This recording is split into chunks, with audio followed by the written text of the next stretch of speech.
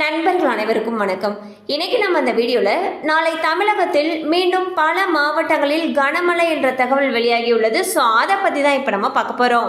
தென்னிந்திய பகுதிகளின் மேல் ஒரு வளிமண்டல மேலடுக்கு சுழற்சி நிலவுகிறது.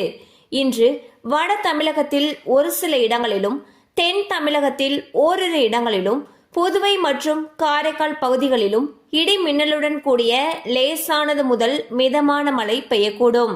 மேலும் இன்று திருவண்ணாமலை, கள்ளக்குறிச்சி, விழுப்புரம், கடலூர், மயிலாடுதுறை, திருச்சி, அரியலூர், பெரம்பலூர் ஆகிய மாவட்டங்களில் ஓரிரு இடங்களிலும், புதுவை மற்றும் காரைக்கால் பகுதிகளிலும் கனமழை பெய்ய வாய்ப்புள்ளது.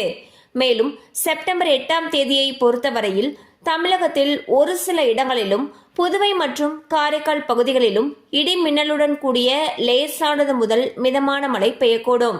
ராமநாதபுரம், சிவகங்கை, புதுக்கோட்டை, தஞ்சாவூர், திருவாரூர், நாகப்பட்டினம் ஆகிய மாவட்டங்களில் ஓரிரு இடங்களில் கனமழை பெய்ய வாய்ப்புள்ளது. ஸோ பார்த்தீங்கன்னா தமிழகத்தை பொறுத்த வரைக்கும் அடுத்த சில நாட்களுக்கு பல மாவட்டங்களில் கனமழைக்கு வாய்ப்பு இருப்பதாக வானிலை ஆய்வு மையம் அறிவிச்சிருக்காங்க.